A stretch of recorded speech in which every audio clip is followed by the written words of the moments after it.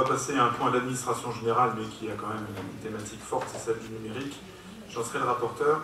Il s'agit d'évoquer donc avec vous ce soir le schéma directeur d'aménagement du numérique, plus communément connu sous le terme de SDAN, donc schéma départemental, avec l'approbation qui vous est soumise de la convention de financement de la phase 1 du déploiement de la fibre et autorisation de signature.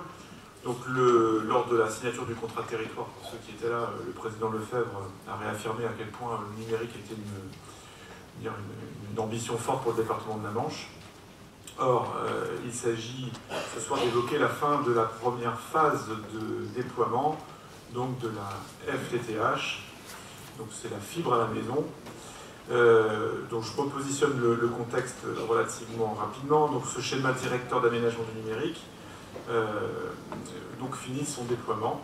Et en 2018, donc Manche Numérique a actualisé son schéma directeur, permettant ainsi de revoir les différentes modalités de déploiement de cette fibre à destination des particuliers sur tout le département.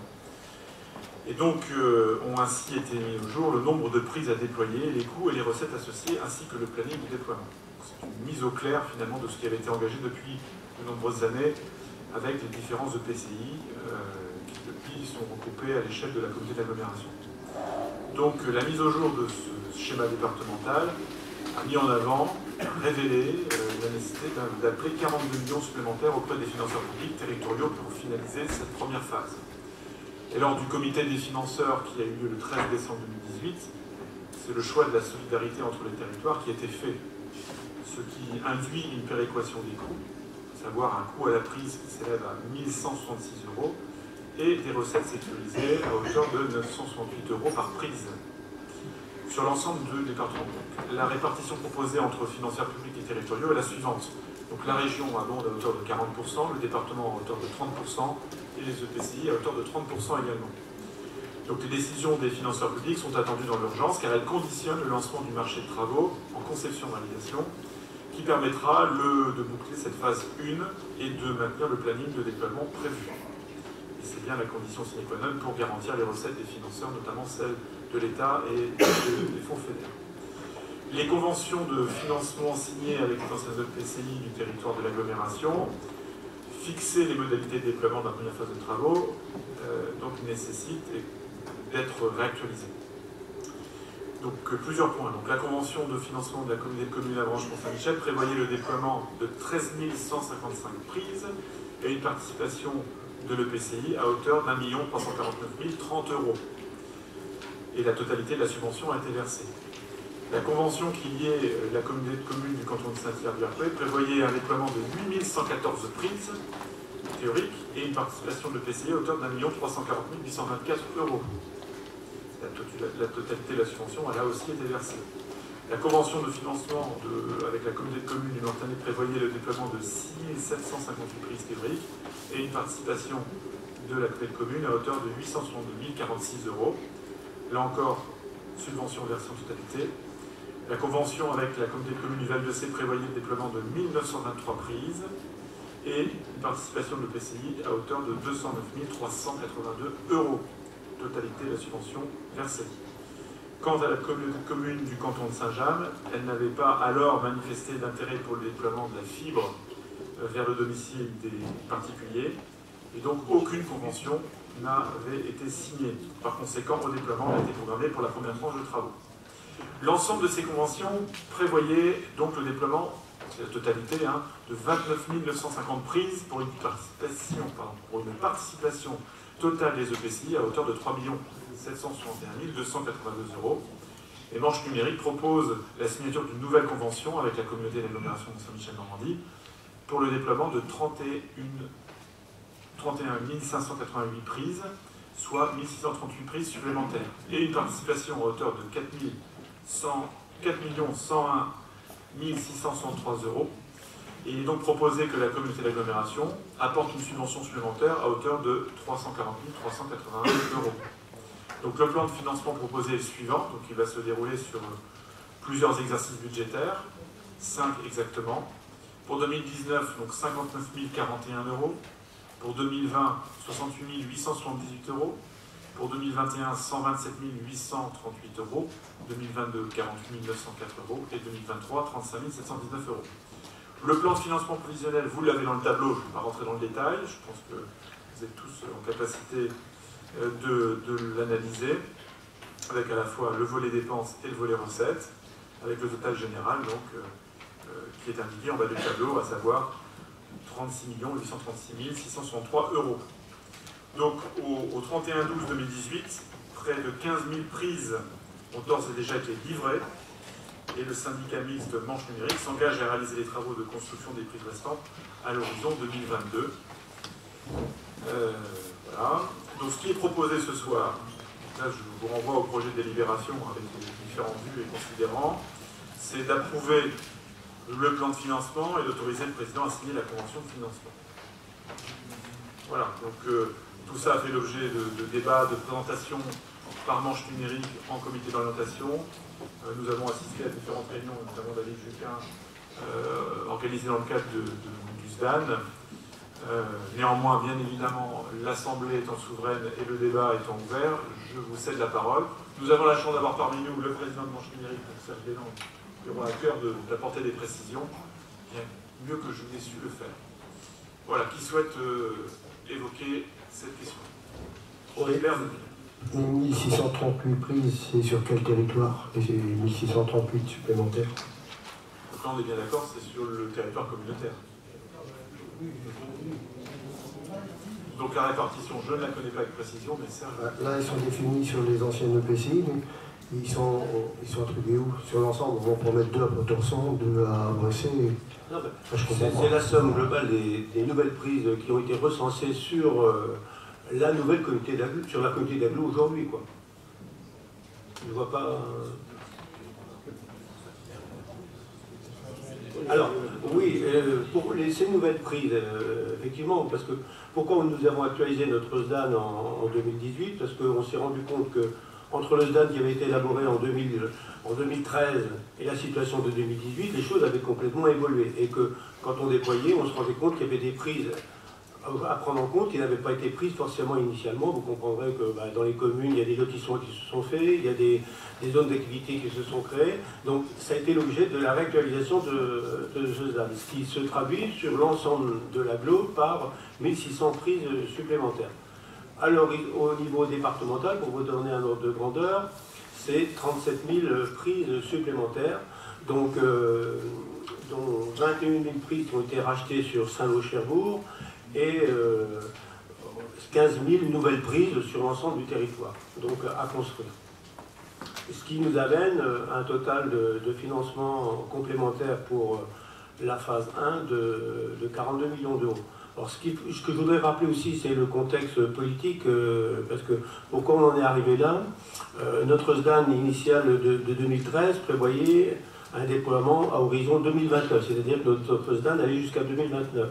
Les présidents de PCI et le conseil départemental, avec la pression qu'on peut avoir, que ce soit du côté des populations, mais surtout du côté des entreprises, parce que là on n'en parle pas beaucoup, on est très sollicité par les entreprises, il a été décidé d'accélérer le déploiement, et d'une échéance 2029, nous sommes retombés à une échéance 2025, et c'est le marché que nous venons de lancer, avec 2 phases sur ce marché-là. Une première phase, et c'est celle qui nous fait débattre ce soir, une première phase qui se termine en 2022 avec le complément de financement. Et en sachant qu'on aura encore la deuxième phase à finir de boucler. Pour votre information, la deuxième phase, il va nous rester sur le département 80 000 prises.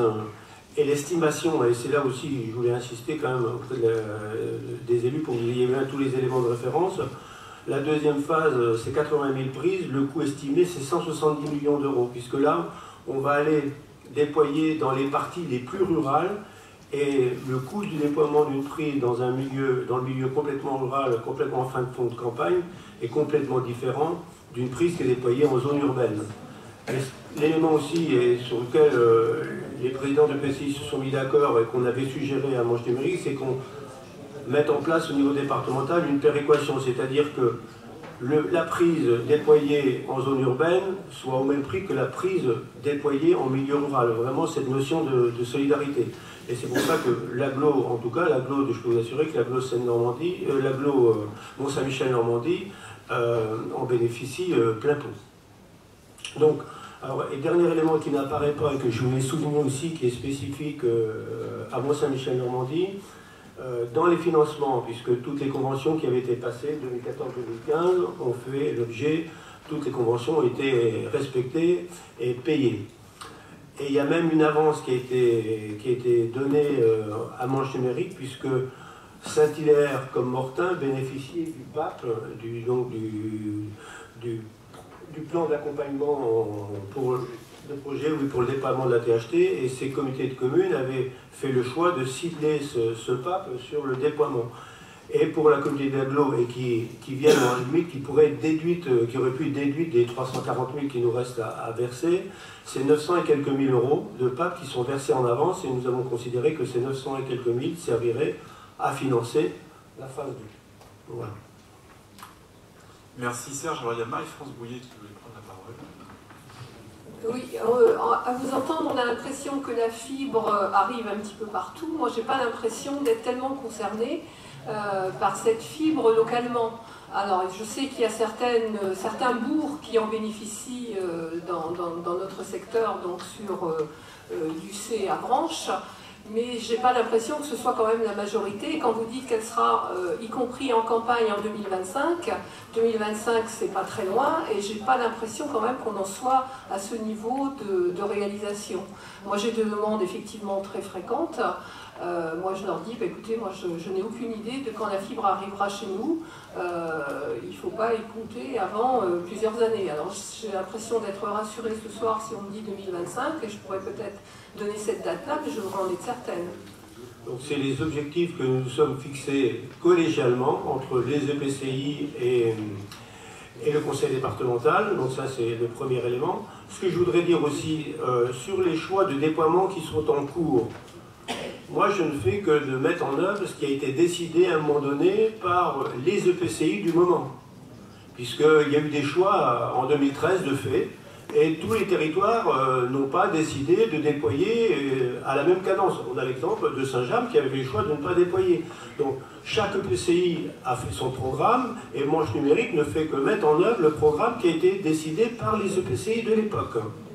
Donc, et aujourd'hui, dans le cadre de la réactualisation, effectivement, l'objectif c'est d'apporter la fibre, ou en tout cas le haut débit à horizon 2025 sur l'ensemble du territoire. Et je vous rappelle, moi je ne fais qu'en tant que président de Manche Numérique, je considère que mes donneurs d'ordre, ce sont bien les EPCI et le conseil départemental. Moi je mets en œuvre effectivement ce qui est décidé dans le cadre du comité des financeurs.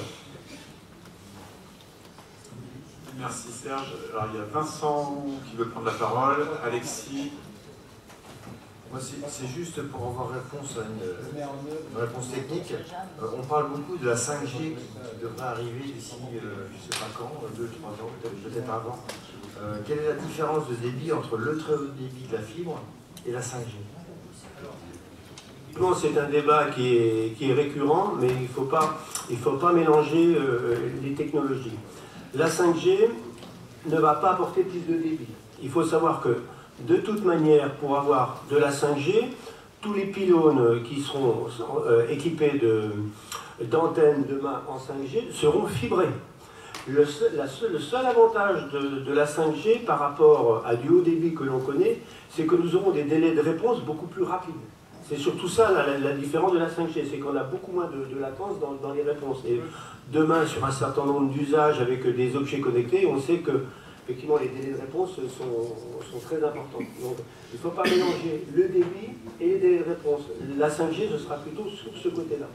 Pour tout ce qui est, vous en entendez parler aujourd'hui, tout ce qui est mobilité connectée, on sait que pour avoir de la mobilité connectée, il faudra avoir des pylônes équipés de 5G, mais évidemment, du coup, il faut des délais de réponse très très rapides. Juste avant de laisser la parole à Alexis, il y a Jean-Luc Rochefort. Oui, pour compléter ce que dit Serge, ce que dit sur la 5G, c'est tout à fait vrai, mais c'est la 5G par rapport à la 3G et à la 4G. Hein, les délais de réponse rapide sur la fibre, on les a aussi. Hein. Le gros avantage de la 5G, c'est par rapport à ce qu'on a aujourd'hui en termes de mobilité, quoi. Merci Jean-Luc. Alors, Alexis Sanson et Olivier Devine ensuite. Oui, Serge, tu te souviens qu'en 2016, le Tour de France a démarré au Mont-Saint-Michel. Madame Dulamont, qui était sous-préfète à cette époque-là, on avait eu un débat là-dessus pour autoriser à laisser passer la fibre dans la voirie de Beauvoir. Et en contrepartie, on nous avait dit qu'on pouvait espérer avoir la fibre optique aussitôt. Enfin, on nous parlait même de 2017. Nous sommes en 2019. Le Tour de France n'a pas l'air de revenir. Est-ce qu'il faut qu'on attende un prochain départ pour avoir la fibre à Beauvoir? On ne va pas traiter tous les sujets, tous les cas individuels ce soir. On a bien ça à l'esprit, mais ce qui est important, c'est qu'on réactualise Notre-Dame, puisque quand tu me demandes ça, moi, je n'avais pas forcément les financements en face pour le faire. Donc, et je l'ai pas. Si je l'avais fait, ça aurait été au détriment de territoires qui avaient conventionné pour des prises bien définies. Donc, on comprendra que je suis bien obligé de respecter ce qui avait été convenu antérieurement. Je suis d'accord avec toi, mais bon, nous on a des établissements qui demandent à avoir la fibre, hein, parce qu'on a des problèmes de connexion, ils sont très demandeurs, c'est pour ça que... Merci Alexis. Alors, Olivier Deville. Oui. Alors, effectivement, lorsque nous avons fait, c'est David qui me le rappelle, et c'est lui qui était un peu à l'origine de la demande, on avait souhaité qu'il y ait une présentation de manches numériques à l'ensemble des délégués communautaires, parce que au-delà du déploiement de la fibre, Manche Numérique aussi assure un gros travail autour des usages et accompagne beaucoup de collectivités, de communes, de PCI, et les prestations que l'on peut proposer ne sont pas forcément bien connues. Hein, et c'est David, alors je te laisse le dire, parce que c'est David qui le demandait, et je peux vous assurer, pour actualiser ce SDAN, j'ai pris mon bâton de pèlerin, j'ai fait tout le tour du département, j'ai visité les 8 EPCI et c'est revenu régulièrement. Et ce qu'on en a convenu aussi, c'est qu'on allait mettre en place ce qu'on appelle un comité de suivi, comme on a fait un comité des financeurs, pour tenir informés en permanence les EPCI, parce que je considère que, comme je vous l'ai dit, mes donneurs d'ordre, ce sont les EPCI et le conseil départemental, que à partir de là, j'ai des comptes à vous rendre, et pour ça, il faut qu'on organise les choses, ce qui ne s'était pas fait forcément jusqu'à maintenant. Alors Olivier. Donc, moi j'ai pas été tellement satisfait de la réponse qui a été donnée à Marie-France, donc je vais m'adresser au donneur d'ordre qui est le président de l'EPCI. Est-ce qu'on pourrait, on parle quand même d'un investissement de 4 millions d'euros. Est-ce que quelqu'un a une idée de l'ordre d'installation des 31 588 prises, intégrer les 1638 prises supplémentaires? Parce que là, on a l'impression que personne ne sait où vont être déployées ces prises. Alors c'est gênant parce que pour 4 millions, je pense qu'on pourrait avoir une petite idée, ce serait sympathique.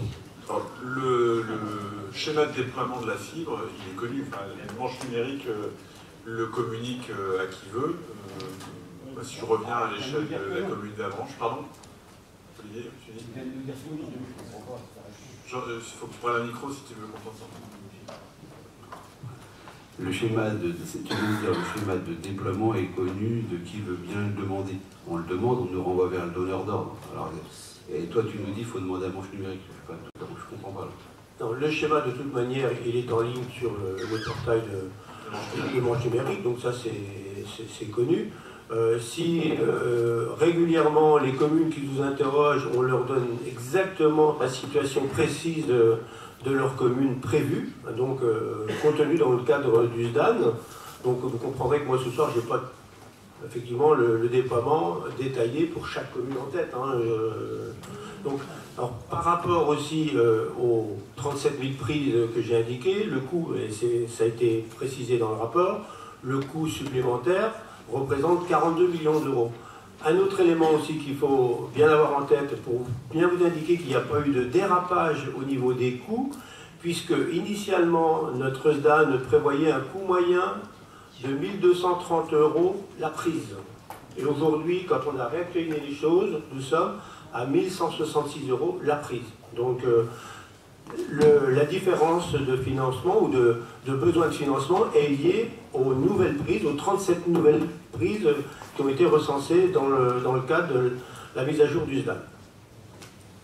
Et dernier élément aussi, pourquoi on accélère, c'était aussi une demande de la région, puisque ça aussi, la région a accepté de financer à hauteur de 40% à partir du moment où aussi on s'engageait à déployer. Et alors, autre élément aussi pour vous rassurer sur les calendriers, puisque on a fait aussi, on a tenu compte du passé, des difficultés que nous avions rencontrées. Nous avons complètement changé de modèle de marché, puisque avant nous étions sur un marché 2014 qui se terminait en 2018, qui a été prolongé de 6 mois, sur un marché ce qu'on appelait à bon de commande, réparti autour des 5 agences départementales, ce qui faisait qu'on avait un marché qui était complètement éclaté sur le territoire, avec du coup un planning de livraison qui n'était pas satisfaisant, où on avait du mal à respecter les plannings. Du coup, on a renversé les choses.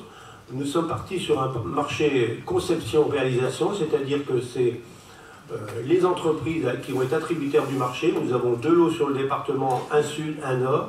C'est les entreprises qui vont être responsables du calendrier.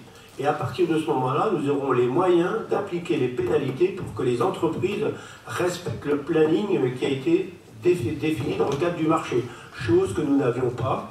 Nous n'avions pas, comme le disait mon ancien directeur, nous n'avions pas la boîte à baffes auprès des entreprises pour leur faire respecter leurs engagements et respecter le cadencement de déploiement qui était prévu. Parce que derrière ça aussi, quand on ne respecte pas le cadencement, je me fais engueuler par beaucoup d'habitants, par les entreprises, mais aussi c'est les recettes qui n'arrivent pas à manche numérique. Donc, et c'est moi qui prends les baffes. Voilà.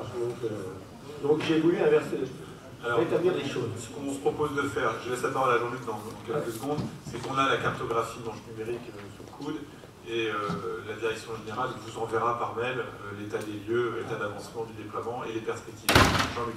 Oui, ben justement, là, en tant que membre du bureau de manche numérique, je voulais proposer qu'on diffuse la cartographie, parce que de mémoire, la dernière qui était sur le site, c'était à la fin de l'année dernière, donc c'est tout récent.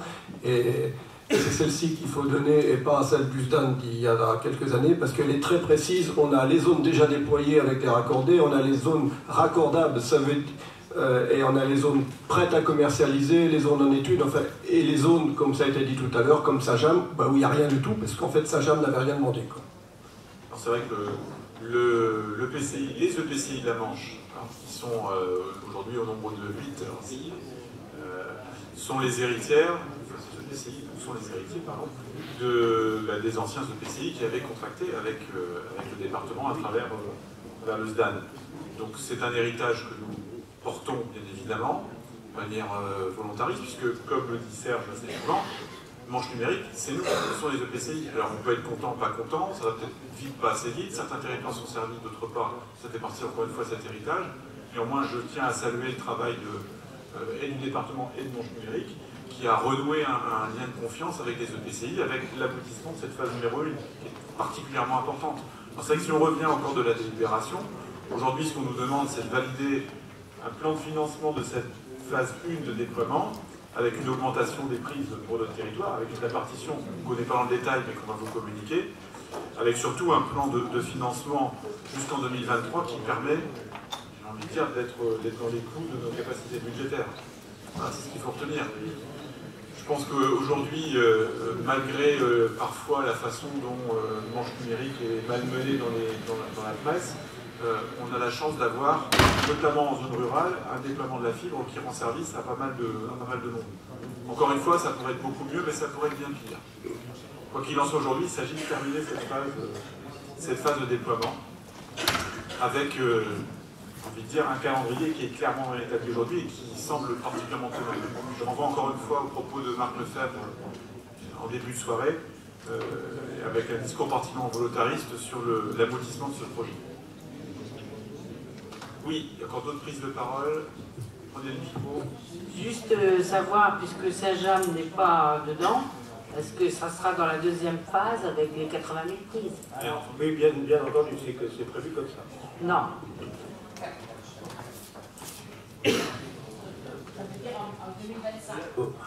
Ce soir, nous sommes sur la première phase. Effectivement, le travail de 2019, c'est de boucler le financement de la deuxième phase, que je vous rappelle quand même pour 80 000 prises, c'est 170 millions d'euros à trouver. Donc, c'est quand même pas une mince affaire. Mais je peux vous assurer aussi que il faut que vous ayez bien conscience aussi du patrimoine que les collectivités ont dans ce département en étant propriétaires de leur réseau. Ça, moi je suis persuadé qu'il y a certains spécialistes au niveau parisien qui disent être propriétaire d'un réseau, c'est plus intéressant que d'avoir une centrale nucléaire à terme, donc en termes de retour sur investissement. Donc nous aurons les deux, donc voilà, c'est très... Mais je peux vous assurer que moi je le vois bien quand je rencontre les opérateurs, et on a une discussion actuelle aussi sur notre première DSP, où dans cette DSP c'est l'exploitation de notre bus, donc notre dorsale départementale qui fait 1500 km, et c'est à partir de cette dorsale qu'on irrigue l'ensemble du département. Donc cette DSP arrive à échéance en 2021. Nous commençons les négociations justement de sortie de DSP. Et la question qu'on se pose, que fait-on? Est-ce qu'on repart sur une délégation de service public? D'ailleurs, c'est un travail qu'on engage à Manche Numérique, et j'ai demandé qu'il fallait qu'on ait une vraie stratégie par rapport à ça. Est-ce qu'on engage une DSP? Parce que je peux vous assurer qu'il y a une telle appétence sur ce réseau, puisque à chaque fois qu'il y a des nouveaux abonnés, tout le flux passe par cette dorsale. Donc c'est toujours à chaque fois des rentrées d'argent supplémentaires. Et je me dis, si les privés sont aussi attirés par notre dorsale, nous aussi on peut très bien imaginer une exploitation en interne et récupérer aussi les financements, ce qui serait un retour sur investissement du coup sur notre investissement. Bien. Je pense que nous pouvons passer au vote, sauf s'il y a une intervention, mais je ne vois pas de main se lever. Donc je vous rappelle, le but du vote, c'est approuver le plan de financement qui vous a été proposé sur ces 5 exercices budgétaires, de façon à boucler cette première phase de déploiement de la fibre. Voilà. Donc vous pouvez voter.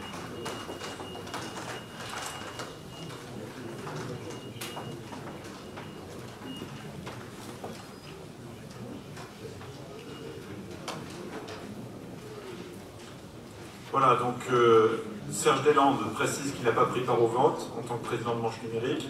Le résultat est là, donc 143 votes reçus, 130 favorables, 3 votes défavorables, 10 abstentions, donc c'est un vote majoritaire qui rassure quand même le président de Manche Numérique. Mais merci. Et c'est vrai que ces délibérations de la part des EPI sont importantes, puisque le marché est lancé, mais nous ne pouvons attribuer les marchés que si notre plan de financement est bouclé. Merci Serge.